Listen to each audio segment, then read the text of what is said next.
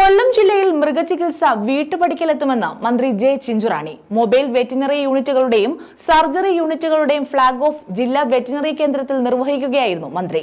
1962 എന്ന toll free call centre നമ്പറിലേക്ക് വിളിച്ചാൽ സേവനം വീട്ടിലെത്തും.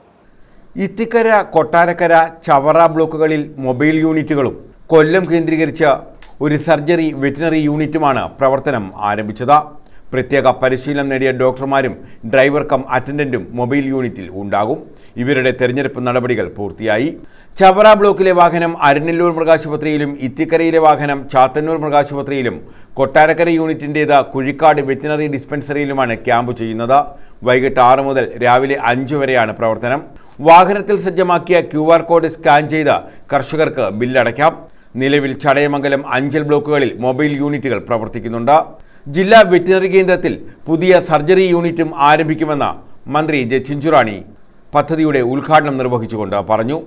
ഞങ്ങൾക്ക് അന്ന് മുഖ്യമന്ത്രിക്ക് നിരവധി പരിപാടിയിൽ പങ്കെടുക്കണമെന്നുള്ളത് കൊണ്ട് ആ പരിപാടി മിനിസ്റ്റർ പോയി ഉദ്ഘാടനം ചെയ്യണമെന്ന് എന്നോട് പറഞ്ഞു.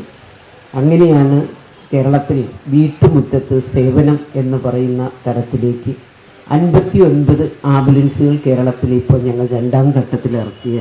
ആദ്യഘട്ടത്തിൽ കേന്ദ്ര ഗവൺമെൻറ് സഹായത്തോടുകൂടി 29 ആംബുലൻസുകൾ കേരളത്തിൻ്റെ എല്ലാ ജില്ലകളിലും 2 ആംബുലൻസ് വെച്ച് കൊടുത്തപ്പോൾ നമ്മുടെ ഇടുക്കി ജില്ലയിൽ 3 ആംബുലൻസ് ഞങ്ങൾ കൊടുത്തു. ഇടുക്കിയുടെ പ്രത്യേകത നമുക്കറിയാം.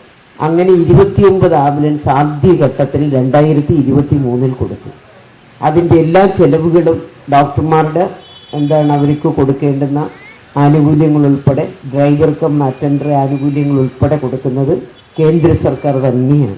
പക്ഷെ നമ്മളിപ്പോൾ റീബിൽഡ് പദ്ധതി അനുസരിച്ച്, റീബിൽഡ് കേരള ഇനിഷ്യേറ്റീവ് ആ പദ്ധതി അനുസരിച്ചിട്ടാണ് ഇപ്പോൾ നമുക്ക് ഏകദേശം 13 കോടി സംതിങ് രൂപ കേരളത്തിൻ്റെ ബഡ്ജറ്റിൽ വെച്ചുകൊണ്ട് 3.11 കോടി രൂപ ചെലവഴിച്ചുകൊണ്ട് 59 വാഹനങ്ങൾ ഇപ്പോൾ നമ്മൾ 2ാം ഘട്ടത്തിൽ നമ്മളെടുക്കും.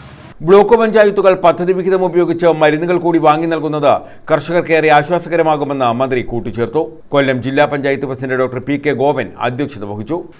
കഴിഞ്ഞ മാസം DPC കൂടി എല്ലാ പദ്ധതികളും അംഗീകരിച്ച് അണമയ പൈസ തലമാരിടയേറി എല്ലാവരും വെച്ചിരിക്കുകയാണ്. അപ്പോൾ ബ്ലോക്ക് ഗ്രാമപഞ്ചായത്തുകൾ ഇതിൻ്റെ മെഡിസിൻ പ്രൊവൈഡ് ചെയ്യണമെന്ന് നമ്മൾ പറയുമ്പോൾ തൊട്ടടുത്ത റിവിഷൻ സമയത്താണ് ഇതെന്തെങ്കിലും ചെയ്യാൻ പറ്റുക. ഒരുപക്ഷെ അത് ലാസ്റ്റ് റിവിഷൻ ആയിരിക്കും ഈ തദ്ദേശ സ്വയംഭരണ സ്ഥാപനത്തിൻ്റെ സമയത്ത്. അതുകൊണ്ട് അതിൽ വലിയൊരു ഇടപെടൽ ഇപ്പോൾ DPC കഴിയുന്നതിന് മുമ്പായിരുന്നെങ്കിൽ നമുക്ക് ഈ പ്രോജക്റ്റ് മാൻഡേറ്ററി ആയിട്ട് എടുക്കാൻ പറയാമായിരുന്നു. ഇതിനു വേണ്ടുന്ന പൈസ കൂടി നേരത്തെ കൊടുത്തവർ കുറച്ചു പേര് വെച്ചിട്ടുണ്ടാവും. Doctor Sujith Vijayan Pillai MLA, block panchayat പ്രസിഡന്റുമാരായ സന്തോഷ് തുപ്പാശ്ശേരി, A അഭിലാഷ്, നഗരസഭാ കൗൺസിലർ B ശൈലജ, മൃഗസംരക്ഷണ വകുപ്പ് principal training officer doctor D Shine Kumar, ജില്ലാ മൃഗസംരക്ഷണ officer doctor AL Ajitha, chief veterinary officer doctor S Pramod, deputy director doctor Sheeba P baby, doctor R Bindu തുടങ്ങിയവർ പങ്കെടുത്തു. ന്യൂസ് ബ്യൂറോ, കൊല്ലം.